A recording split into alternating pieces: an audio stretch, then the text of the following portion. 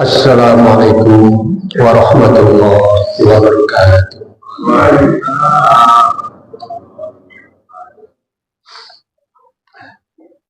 Allahu Akbar, Allahu Akbar, Allahu Akbar, Allahu Akbar, Allahu Akbar, Allahu Akbar, Allahu Akbar, Allahu Akbar, walillahil hamd. Allahu Akbar kabira, walhamdulillahi katsira, wa subhanallahi bukratan wa asila. La ilaha illallah, wallahu akbar, Allahu akbar, walillahil hamd. Alhamdulillah, alhamdulillahilladzi hadana li hadza wa ma kunna linahtadiya laula an hadana Allah.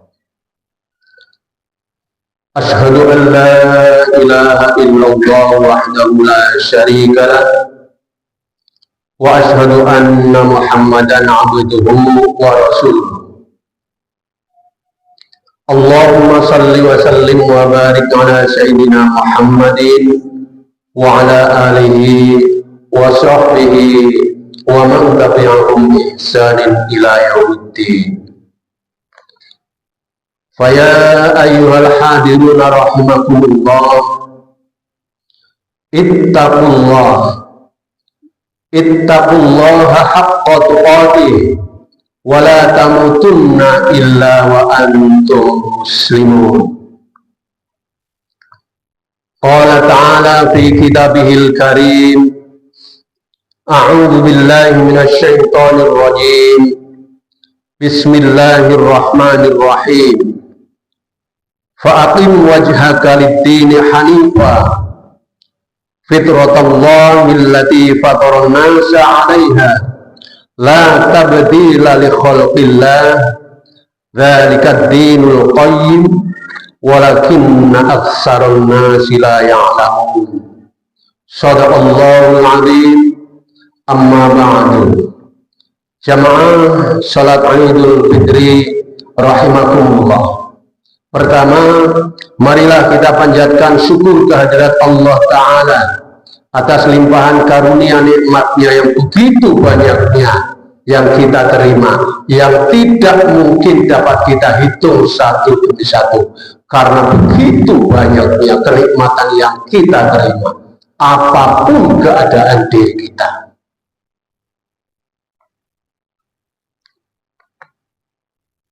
Marilah kita senantiasa memperhatikan syahadatain kita.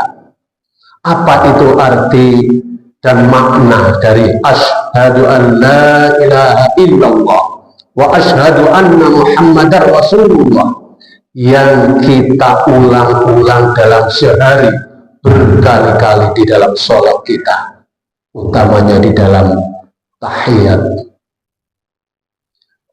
Salawat dan salam semoga senantiasa tercurah kepada junjungan kita Nabi besar Muhammad sallallahu alaihi wasallam, sosok yang agung yang harus kita teladani sebagai penyelamat kita, tersambung dengan mursyiduna yang setelah sampai pada kita adalah ayahanda.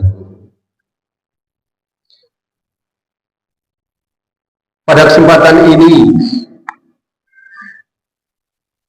sebagai khotib tidak lupa untuk mengajak pada jamaah sekalian, marilah kita tingkatkan ketakwaan kita masing-masing. Satu dengan lainnya masing-masing punya kewajiban untuk terus dan terus meningkatkan ketakwaan kita kepada Allah. Baik dengan syariah yang telah digariskan oleh Allah dan Rasul-Nya, apalagi bagi kita sudah dimudahkan dengan at-thariqahnya di dalam kita mendekatkan diri kepada Allah bersama mursyid kita. Ini hal yang sangat luar biasa yang tidak dimiliki oleh orang yang tidak mempunyai at-thariqah. Pada kesempatan ini pula, perkenankan saya mengulang sebuah ayat di dalam Ar-Rum, ayat yang ke-30. A'udzu billahi minasyaitonir rajim. Fa'aqim wajhaka lid-dini hanifan. Hadapkanlah wajahmu kepada agama yang lurus, yang hanif, yakni fitratallahi allati fataran nasa 'alaiha. Fitrah Allah yang Allah telah menciptakan manusia dengannya, dengan fitrah itu. La tabdila li khalqillah, tidak ada perubahan di dalam agama itu, di dalam ciptaan itu. Dzalikad dinul qayyim, itulah agama yang lurus. Walakinna aktsarun nasi la ya'lamun, sayangnya banyak manusia yang tidak memahami. Terkait dengan momentum Idul Fitri, setelah sebulan kita menempat diri dengan berpuasa selama 1 bulan, masih ditambah dengan amalan-amalan sunnah, baik dengan sholat tarawih yang diakhiri dengan sholat witir, masih dilengkapi dengan tadarus Al-Qur'annya, dengan sodako-sodako dan amalan-amalan sunnah serta utama lainnya. Semoga dapat mengantarkan kita untuk mencapai tujuan puasa kita, tujuan saum kita, la'allakum tattaqun, untuk mencapai derajat takwa. Kita semua telah sebulan berusaha untuk meningkatkan ketakwaan itu.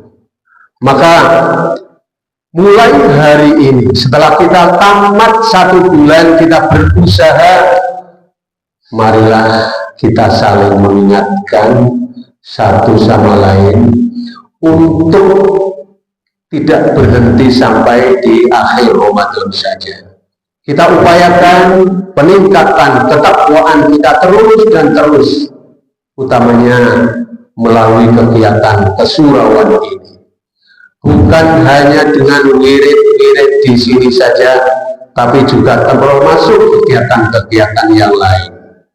Termasuk bagaimana saling mendukung antara jamaah satu dengan lainnya, menjaga surau kita, meningkatkan kenyamanan, keamanan, dan kualitas surau dan kesurauan kita, agar dengan itulah, dengan aktivitas yang utama di sini, zikrullah, dengan berhalaqah yang di dalamnya malaikat mengepakkan sayapnya untuk menebarkan rahmat kepada kita yang ikut wirid. Dan inilah pentingnya kita wirid di surau. Wirid di rumah itu penting, tapi di surau juga penting, karena di rumah tidak ada jaminan malaikat mengepakkan sayapnya untuk menebarkan rahmat. Yang itu hanya dijanjikan pada keadaan halaqah, wirid bersama, berjamaah. Jamaah rahimakumullah, kita berharap pada akhir Ramadan ini kita kembali suci, kembali sebagaimana halnya dulu ketika kita dilahirkan ke dunia ini. Allah menjamin kita suci, bersih, lahir dan batin, belum ada noda sedikit pun. Apapun orang tuanya, bagaimanapun keadaan orang tuanya, tapi seorang anak, seorang bayi dilahirkan ke dunia ini dalam keadaan suci, sampai dengan batas tertentu yang kita tidak tahu, hanya Allah yang tahu. Kita akan dipanggil kembali untuk kembali pada Allah. Karena kita lahir dalam keadaan suci, maka kita nanti kembali juga harus dalam keadaan suci. Inilah yang dikehendaki oleh Allah. Yang berat justru menjaga kesucian ini. Kesucian yang harus dijaga secara lahir dan batin. Kesucian dalam keadaan dalam aspek lahiriah menyangkut masalah-masalah lahiriah, baik berupa makanan yang kita makan yang masuk ke dalam tubuh kita, halal haramnya, bukan sekedar najis atau tidak najis, makanan haram tidak haram secara zat, tetapi juga dari asal usulnya, perolehannya. Yang ini sekarang marak di negeri kita, di Indonesia. Koruptor begitu mengganas. Na'udzubillahi min dzalik. Inilah harta yang haram yang pasti masuk ke dalam tubuh yang bersangkutan. Maka dalam hal semacam inilah, marilah kita ambil hikmah. Jangan sampai pada diri kita kemasukan barang yang haram. Jangan sampai makan barang yang haram, bukan sekedar zatnya, tetapi asal usulnya. Kita harus betul-betul yakin bahwa harta kita halal dan thayyiban. Aspek lain, bukan hanya makanan saja, minuman, kemudian apa yang melekat, semua yang melekat pada diri kita, termasuk pakaian yang kita kenakan, semua perlengkapan diri kita, ini halal atau tidak. Kita harus hati-hati untuk menjaga kesucian diri kita secara fisik, belum lagi secara batin. Kesucian secara batin adalah ruh kita. Ruh kita yang dulu lahir ke sini, ruhnya juga suci, maka nanti kembali pada Allah juga harus dalam keadaan suci. Kesucian ini harus kita upayakan sendiri-sendiri. Masing-masing punya kewajiban.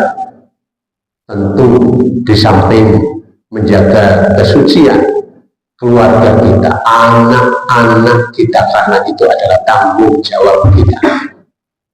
Kesucian anak adalah tergantung dari usaha orang tuanya. Kesucian batiniah, kesucian kerohanian, kesucian ruh meliputi aspek batin berupa hati dan emosi kita, pola pikir kita. Yang pola pikir kita dan hati kita kadang ada yang negatif, melihat orang lain negatif, berprasangka negatif, berprasangka buruk. Ini baru satu aspek, belum yang lain terkait dengan diri kita.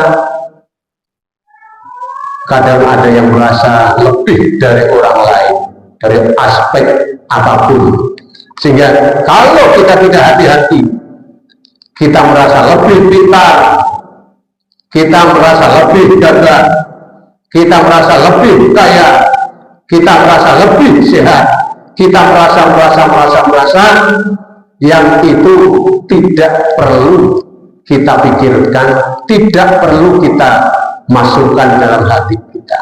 Justru harus kita netralisir. Nah, jamaah rahimakumullah, bagaimana kita mengeliminir masalah-masalah negatif tadi yang secara lahiriah maupun batiniah? Satu, kita pahami ketentuan Allah, fitrah Allah, dinullah. Marilah selagi masih ada waktu, ketentuan-ketentuan itu antara lain berupa Al-Quran, karena itulah sumber. Kita akan tahu kalau kita tahu Al-Quran.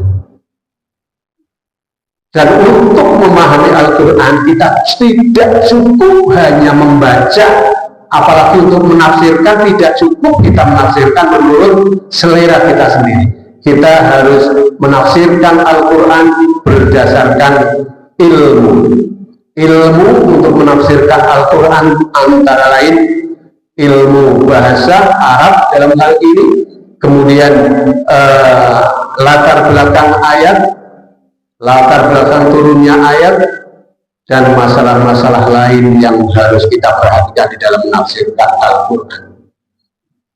Begitu pula untuk hadisnya. Hadis itu juga sudah tersebar di internet. Marilah sebagaimana Al-Quran yang terjemah dan tafsirnya itu sudah banyak di internet, marilah kita isi HP kita dengan Al-Quran tafsir, minimal terjemahan Al-Quran kita baca, dan kita baca Arabnya dan baca terjemahnya. Membaca Arabnya kita mendapatkan pahala, membaca terjemahannya untuk meningkatkan kualitas pengetahuan keagamaan kita. Begitu pula hadis-hadis sudah banyak di dalam internet yang dapat kita unduh, dapat kita upload dari aplikasi-aplikasi yang ada di dalam internet, antara lain. Demikian, semoga sekelumit ini dapat menjadikan kita untuk membalikan diri kita kepada Allah, menjaga kesucian kita. Perkenankan pada kesempatan ini kita beri judul dengan menjaga fitrah Allah, menjaga kesucian diri kita dengan berbagai upaya. Pada akhir Ramadan kemarin, sebelum kegiatan pagi ini, kita telah memberikan zakatul fitri, telah memberikan zakat fitrah. Ini juga untuk melengkapi puasa Ramadan kita agar pahalanya tidak menggantung. Karena kalau zakat fitrah tidak diberikan sebelum sholat Id, itu nilainya bukan zakat fitrah, tapi hanya sebagai sedekah biasa atau sedekah pemberian biasa. Jamaah rahimahullah. Marilah kita memohon rahmat kepada Allah dan memohon ampunan kepada Allah sebagai penutup khutbah bersama ini. Astagfirullah, astagfirullah, astagfirullah. Irhamna ya Rahman, irhamna ya Rahman, irhamna ya Rahman.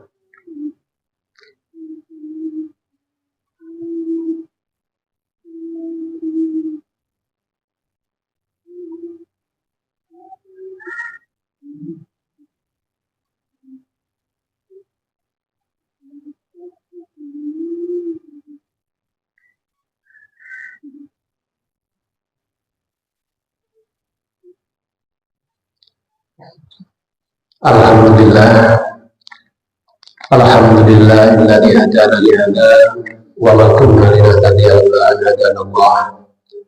Asyhadu an la ilaha illallah wahdahu la syarika lah wa asyhadu anna Muhammadan abduhu wa rasuluh.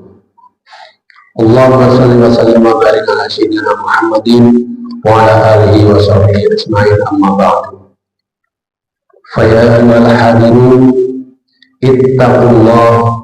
ittaqullaha haqqa tuqatih wa la tamutunna illa wa antum muslimun. Qala ta'ala fi kitabihil karim, a'udzu billahi minasy syaithanir rajim. Bismillahirrahmanirrahim. Qad aflaha man tazakka wa dzakara isma rabbih fasalla. Wa qala aidan qad aflaha man zakkaha. Wa qala aidan ya ayyatuhan nafsul mutmainnah irji'i ila rabbiki radiyatan mardiyah fadkhuli fi ibadi wa dkhuli jannati. Jamaah rahimakumullah.